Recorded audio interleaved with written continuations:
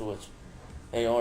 Hey guys, this is Kevin Triforce, and this is my movie review on Harry Potter and the Half-Blood Prince.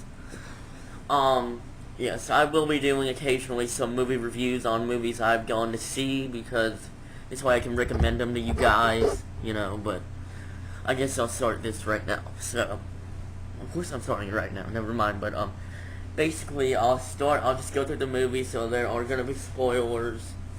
So if you haven't seen it yet, or you haven't read the book, go read the book, go see the movie, and then come watch this video. Okay.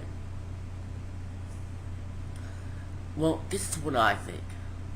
I'll tell you the basic plot. Harry is going back to Hogwarts, and Dumbledore is trying. I'm almost trying to call him Voldemort. Oh my God. Dumbledore is wants to teach Harry, and is gonna reveal to Harry how he can defeat Voldemort without him without him having to die, like how to defeat Voldemort, like the secret to defeat him, But basically it starts with the Order of the Phoenix. They're taking a picture. It's him and Dumbledore taking a picture after Voldemort's gone, because he's back. So funny how Cornelius Fudge said it. That was just hilarious. He's back. It sounded like a perv. Sorry, but that's funny. It was just funny, but we're not talking about the fifth movie. We're talking about the sixth one. Yeah, they start by showing that him and Dumbledore having pictures being taken of them, proven right, and then it shifts to the Death Eaters destroying the Brookdale Bridge. I believe that's the correct name. I'm pretty sure it is. But, oh well. It happens. You can't always get the name right, but that's besides the point. So, they destroy the Brookdale Bridge, then they go and destroy Diagon Alley. It kills some muggles, I believe, and it harms some. Some are injured, And then, but see, what actually happened was, the original chapter 1 was Cornelius Fudge was visiting the Prime Minister, and basically he was telling him that what was going on in each Harry Potter book, basically, and then with this one he tells him about the Brookdale Bridge. So what David Yates did, who was the director of this and the last Harry Potter movie, was he got rid of that chapter, put the Brookdale Bridge thing in. Sorry if my voice went away for a second. I just kind of burped, I think, inside. I don't know. Never mind. So, yeah, it pretty much just shows that instead of just showing the Prime Minister thing. And, with the Prime Minister thing, Cornelius Fudge tells him that he says that Kingsley Shacklebolt, which is an order, the Prime Minister remarks at how fast he gets his work done, he does it a lot faster than all of his other workers, just because Cornelius Fudge says, because he's an order and he's been assigned to protect the Prime Minister, I guess, from Voldemort and his Death Eaters.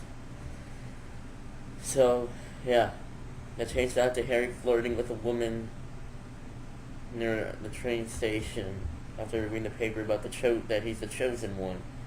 Yeah, I don't know why they did that. I don't see the point in adding scenes. And instead, Harry meets Dumbledore in a train station instead of meeting him at Private Drive about the Dursleys being mean to him and stuff. They cut that out, which doesn't really bother me, but still, I don't see why they added instead of just putting in the old scene. I don't see the point. But it's not a big deal. Then we go to Hogwarts, and pretty much what goes on is Ron and Hermione are starting to have feelings towards each other, and Harry is starting to notice Ginny, and Ginny's noticed him for a while. And Malfoy has, before I talk about that though, there's something else. Malfoy has been assigned to kill Dumbledore by Voldemort after Lucius was sent to Azkaban, and Snape takes the unbreakable vow that he will help Draco if Draco is about to fail, and 7th book reveals more on what exactly is going on with this pretty much. And then they go to Hogwarts and like Drake, they check. There's a lot more. It's more high security. They check for any dark magical objects. Make sure they don't go in the castle. You know, a lot high more security. And then the thing is, while on the train, Harry is convinced that Draco is a Death Eater because when Diagon Alley, he swears he sees the Death Eater's mark on Draco's arm, and he goes into Burgles and Bots or whatever his name is. I think it's Burgles and Bots, or something like that. And you see Death Eaters in there, and like what they're experimenting with the wardrobe or something. Like that's all you see Draco doing a while in the movie. And even though I read the book, I was like, what is he doing? Keep on putting an apple there, put a bird there. I wasn't sure what he was doing because I kind of don't remember the wardrobe thing in the book. But it makes sense. I'll get back to that. So after that, and they go into Fred and George's joke shop, which is the first time it's introduced, even though it was introduced in the last one, but they were just selling stuff at Hogwarts because they haven't graduated yet, you know, pretty much. And then, they go to Hogwarts, you know, actually they're on the train, and Harry is eavesdropping on Draco Malfoy. Of course, what are teens doing these days, doing stuff like that, but oh well. And, pretty much, he's trying to hear something like, Draco says, I might not be coming back next year, you know, and Harry's trying to figure out what he's going to do, because he's very suspicious he's a Death Eater, and Hermione and Ron's like, oh, no he's not.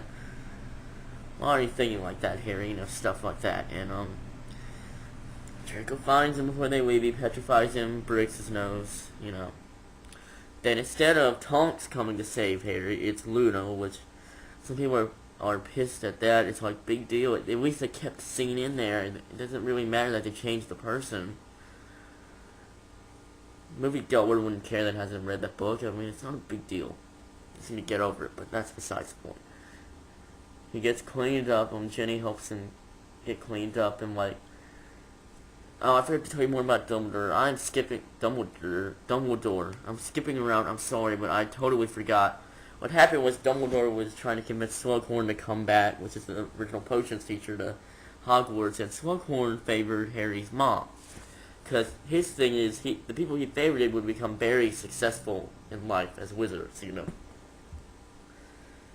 So after that, they go to Hogwarts, you know, Dumbledore takes him back to the Burrow, Weasley's house, and I think that's pretty much where you get Harry is noticing Ginny, I think about right then. And then we'll go back to where I was talking about them at Hogwarts, because everything else I already said. And it was actually Draco's mom and sister Bellatrix that did the unbreakable battle with Snape. Yeah. You know that the actress that actually played Draco's mom is going to be Bellatrix Lestrange, but she got pregnant, which is an interesting trivia. I had to give trivia up this review, didn't I? This could end up being 2 parts if I talk for too long. So I have no idea how many minutes have passed, but oh well. I can find a way to edit it in 2 different ways. I'll probably split it at 10 minutes, but oh well. Basically, as the year progresses, you see like Katie Bell, which is actually Harry. I'm gonna go back to that Katie Bell thing because I'm skipping too far ahead anyway. Harry sees Dumbledore visit the young Tom Riddle, and well, let me start. Actually, I know exactly where to start now. Harry thinks him and Ron think they have a free theory because they can't take Newt potions. Oh, another shocking thing is Snape's defense against the Dark Arts teacher. When Harry thought Horace Slughorn was going to be the defense against the Dark Arts teacher, it was portrayed by Jim Broden. Yeah, I think that's right, Jim Broden, but I'm not sure. So yeah, kind of shocked Harry and his friends because he never expected Snape to be defense against the Dark Arts teacher. It was only a matter of time, though. Like, you're questioning Snape's true allegiance when you see him with Bellatrix and Narcissa Malfoy, that's what it is. But, yeah, because I know probably a lot of people like myself are like, Snape good or bad? And that was a question as a promo for the 7th book that is answered in that book that I've already gotten around to in a previous rant on the films. This is a review, not a rant. So pretty much Henry goes into Slughorn's potion class, and they have to get new books from the cover, right? Well, there's a new one, and then there's an old one, and of course Harry and Ron go after the new one, and Ron gets the new one, and Harry gets the book with Property of the Half-Blood Prince on it, and like, he doesn't see that on there at first, so because all he sees are scribbles and stuff, and like, that subplot is cut down a lot. It's not really discussed as much. Say, like the main part, the main plot of Horcruxes is cut down something. I didn't say horror, so it's Horcruxes. It's kind of funny how it came out though, but I just stopped myself to talk about something else. But oh well, and like, he doesn't know that at first, so like that is cut down so much. It's okay because it really wasn't it was a factor, but it wasn't all that big factor in this book. It wasn't all that important because I think I was focused on a lot with relationships